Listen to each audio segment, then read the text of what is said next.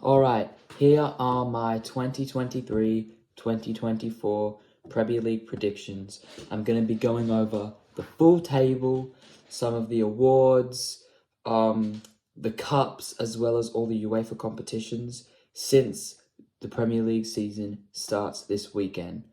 I'm going to have a lot of unpopular opinions, but I'm just going to I'm just going to be completely honest. All right, starting off with the bottom clubs. In 20th, first club to go down, last place, rock bottom, it'll be Luton Town. I really like Luton Town. They've had a great, story over the past decade or so, coming up from the National League all the way to the Premier League. But I think they're going to go down. They don't really have that good squad. They don't even have a proper stadium. But yeah, I've got them going down. 19th, I've got Bournemouth. No idea why they sacked Gary O'Neill. They had a great season last year where they were actually able to stay up, where a lot of people thought that they were going to get relegated. But then they managed to, save their season and then just sack the manager, which I don't get. I don't really care for the new Spanish guy. I don't even know his name. But yeah, I've got them going down. And then 18th, I'm going to go with Wolves. I think that it will be really tight between Wolves and 17th, but Wolves have overstayed their welcome. They lost Ruben Neves to the Saudi League.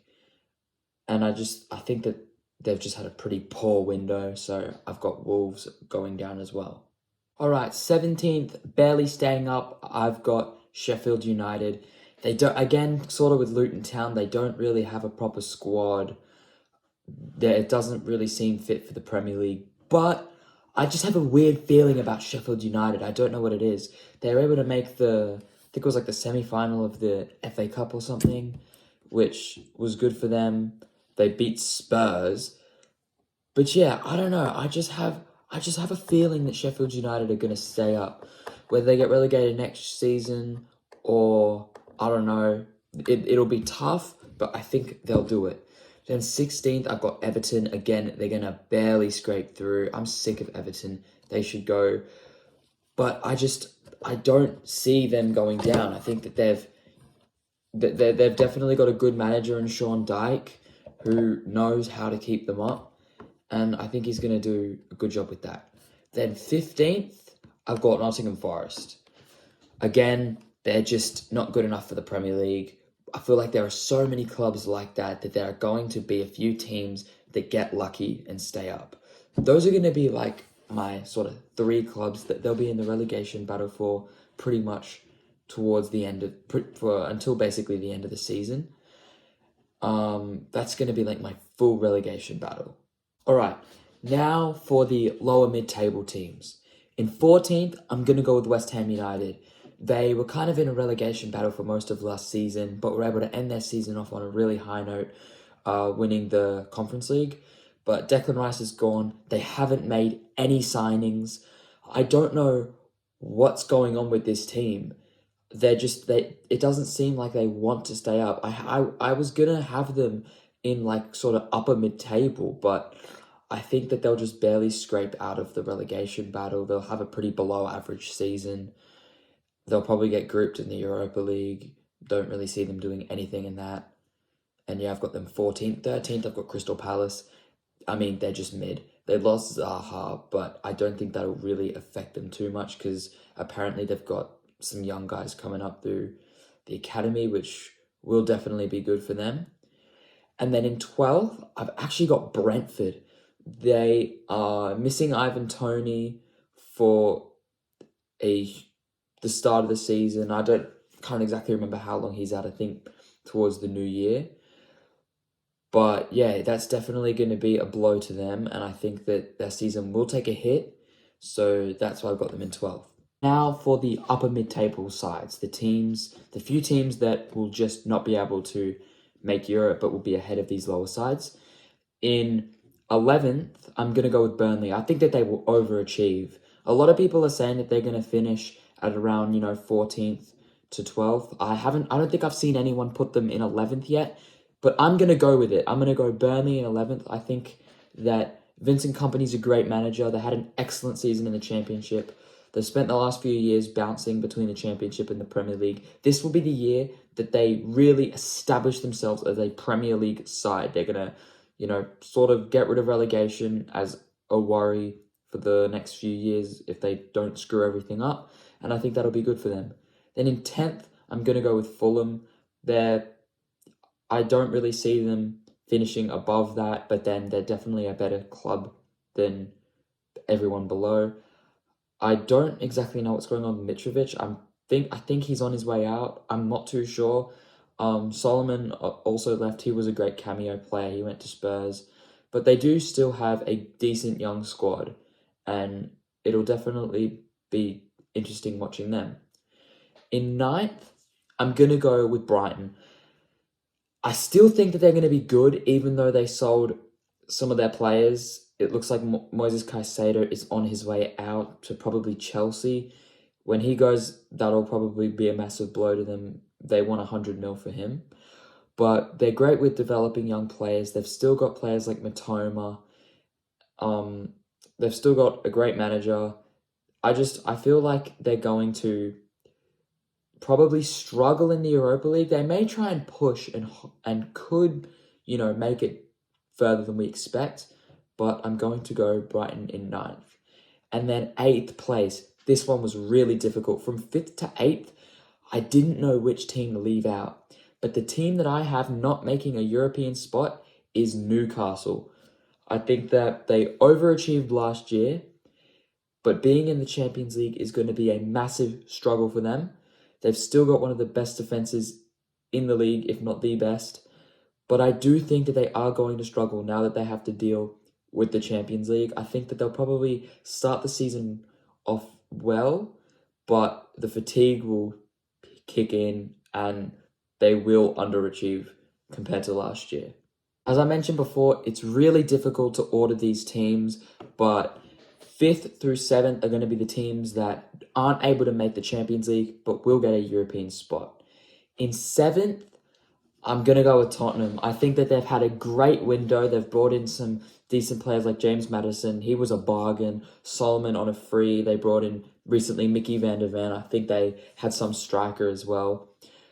But I don't see it with them. Kane looks like he could leave. If he leaves, that sort of cements them outside of the top 6. But I just don't know if I trust them to be better than the teams ahead. I really rate all 6 of the teams that are ahead of Spurs, and I think that they'll definitely struggle.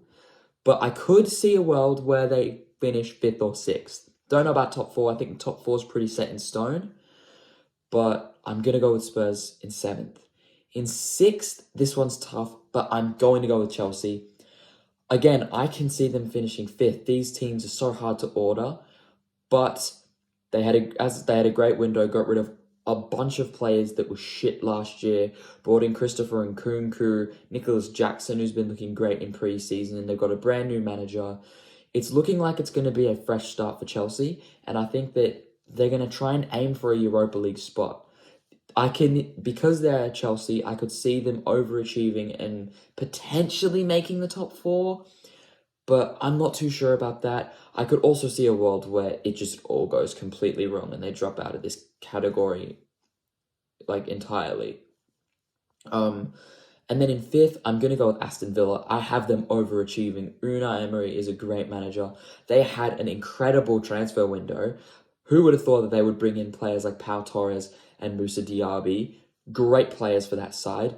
I think that Ollie Watkins is a top striker who will most definitely be in the top 10 for the Golden Boot.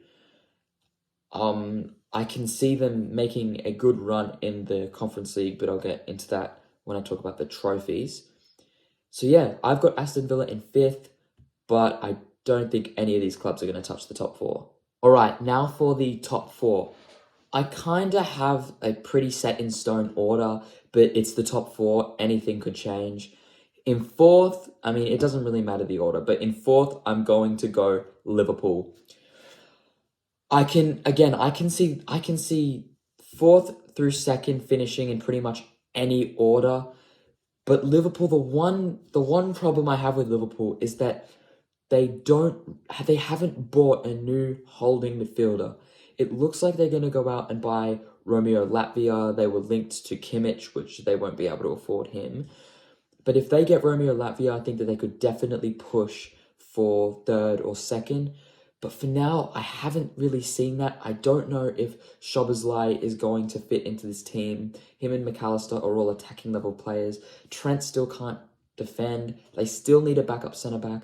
I'm going to put them in fourth because they still have some issues that they need to fix, some players that they need to buy, even though they've got the top players like Van Dijk. If he stays healthy, he'll go back to being probably one of the best centre-backs in the league. Whilst Trent isn't very good defensively, he's an incredible passer. Mohamed Salah, double-double superstar, came second in the assists, was amazing in goals. I think Darwin Núñez is going to have a huge year. I think that he's definitely going to improve because he kind of was a bit of a letdown last year. I mean, after that Community Shield game, people were comparing him to Erling Haaland, which was pretty funny looking back.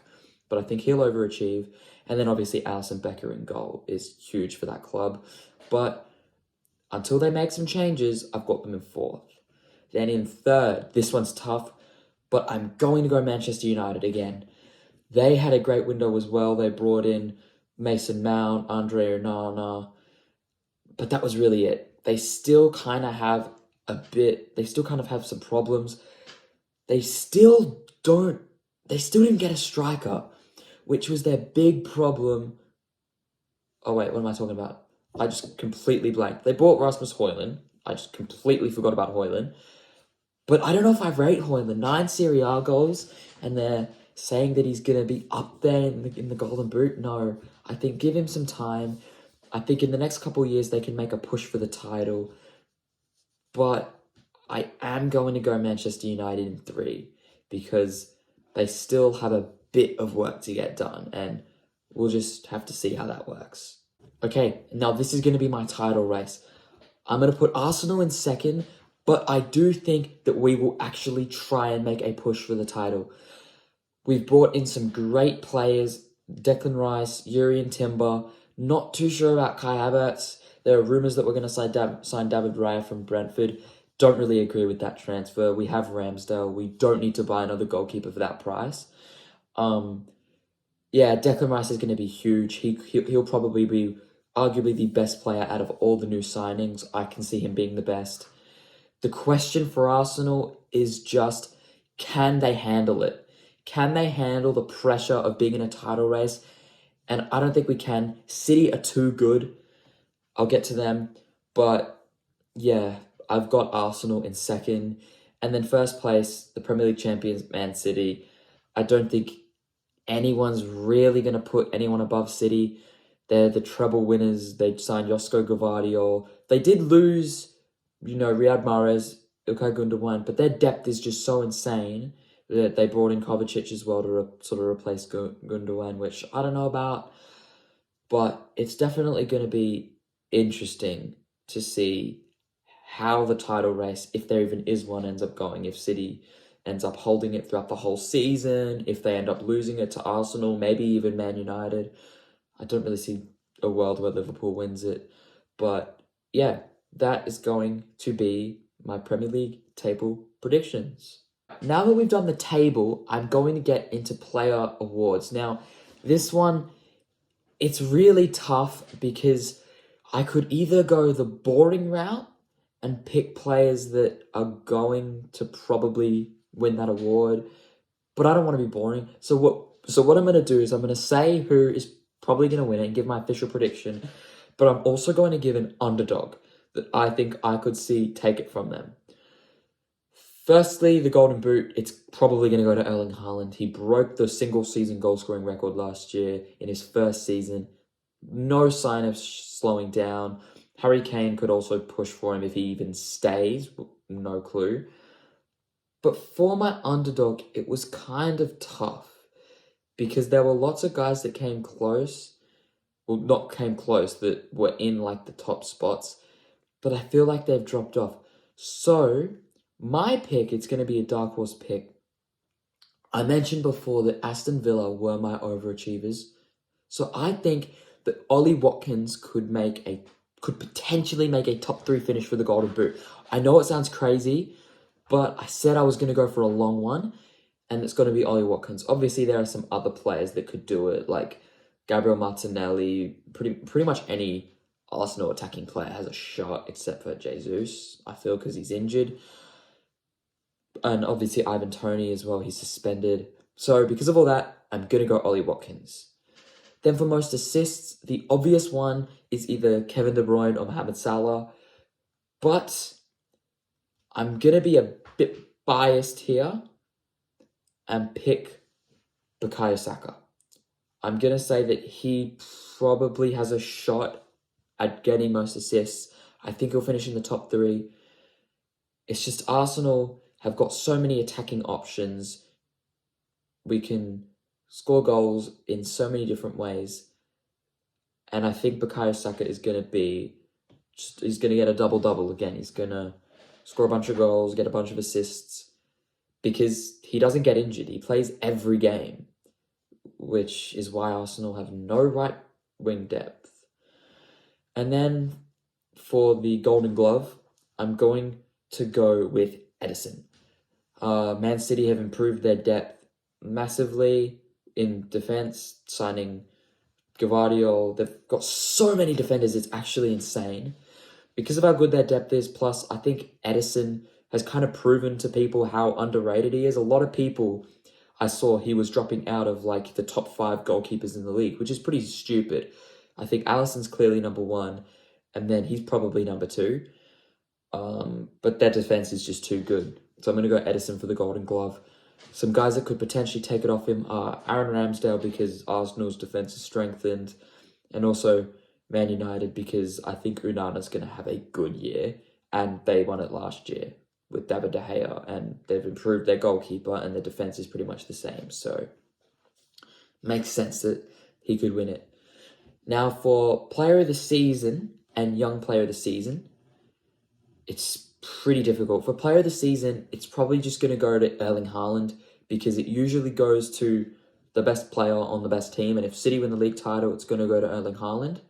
But if Man United or Arsenal end up winning the league title, which I don't think is going to happen, then for Man United, I'll say that it will go to Bruno Fernandes. I think that Bruno Fernandes would win it if Man United win the title. And then for Arsenal, I'd give it to Martin Odegaard. Even though Saka's going to be first in assists, Odegaard's the captain. He is also a great goal scorer, great assister. So I think he'll get it. And then Young Player of the Year, this could be anyone, but the safe pick would be Bukayo Saka, because he's still so young. But I'm going to go with probably my pick actually, Enzo Fernandez. He obviously has a lot of weight on his shoulders because he was that expensive last January. Now that he's sort of had half a season to settle into Chelsea, he gets to have a full season there. And I think that he will win Young Player of the Season or Young Player of the Year, or whatever you want to call it. Okay, now that we've wrapped that up, I'm going to get into all the cups, which includes the English Cups and then also the UEFA competitions. Now, I'm obviously not going to do the Community Shield because that game already happened where Arsenal were able to win that. But for the Carabao Cup, this one's kind of tough because with the Carabao Cup, you need to have squad depth because most teams don't really give a shit about it. They're not going to play their top players in it. So it's probably just the team that has the best squad depth. And that one, I'm going to go with Man City because that's a safe choice. They seem to win it all the time. But since they're a pretty safe option, my underdog choice, Man City's my official choice, but my underdog choice, I'm going to go with Chelsea. They've still got quite a bit of squad depth. I think that since they're probably not going to do anything in other competitions and they don't have Europe to worry about, they will probably try and, get a Carabao Cup win. That would be a thing that they could do to cement their season as an improvement. And then for the FA Cup, I feel that it could be either Man City again, Man United, or Arsenal, since they're like the top English clubs right now. But because we have gotten so much better, I'm going to give it to Arsenal. I think that we will win it. We've won the most FA Cups out of any club. We seem to win it a lot. So I think that since we're probably not going to win the Premier League, Arsenal will try and go for the FA Cup and get another trophy at Wembley. And now that the English competitions are done, Arsenal win the Community Shield, City win the Carabao Cup and the Premier League, and then Arsenal win the FA Cup, I'm going to go for the UEFA competitions. Now, these obviously, since we're doing UEFA, they're not all going to be Premier League clubs. However, I do have 2 Premier League clubs, because for the Conference League, I'm going to go with Aston Villa. I was going to pick Juventus, but correct me if I'm wrong, but I think something happened where, because of their point deductions, they're not allowed to participate. I don't know how that works. If I just saw it, I don't know if it's reliable, but if Juve aren't participating, I'll go with Aston Villa. If they are, then they're probably just going to win it because there aren't any other quality teams. And speaking of no other quality teams, for the Europa League, I'm going to go with Liverpool. The fact that they're even there, that they're going to be so much better next year, and they get to compete in the Europa League. There are no other clubs. Obviously, Sevilla could just get grouped again and win it like they always do. Some other, lower level clubs could do it. Just all depends how the Champions League group stage goes, really. But out of all the clubs that are in there now, I'm going to side with Liverpool. I think that since top 4, they could lose to a team like Villa or Chelsea. Probably not. But because of that, they're probably just going to go for the Europa League just to make qualifying for the Champions League next year a done deal, whether they make top 4 or not. And then now for the big one, Champions League. I've seen some crazy shouts. I saw Mark Goldbridge had Man United. I'm not going to, trust me, you guys can take a breather. I'm not picking Arsenal to win the Champions League. I'm also not going to pick City to win it again, simply because that's boring, and back-to-back trebles would be crazy. So, my pick, it's going to be a bit of an interesting one. I haven't seen many people siding with this, but my pick for the UEFA Champions League is not going to be Bayern Munich. It's not going to be Real Madrid. It sure as hell isn't going to be PSG. I'm picking Barcelona. I know that in recent years they've struggled getting grouped in back-to-back years, but I don't know. I just feel like Barcelona could have a run and actually do it. So because of that, I'm going to pick Barcelona to win the UEFA Champions League. And those are my predictions for next season. Leave down below in the comments what you guys think is going to happen. I was trying to be unbiased, but I know that having Arsenal win the FA Cup and, having Saka getting most assists, a lot of people will think that that's biased, but I don't really care. They're my predictions anyways.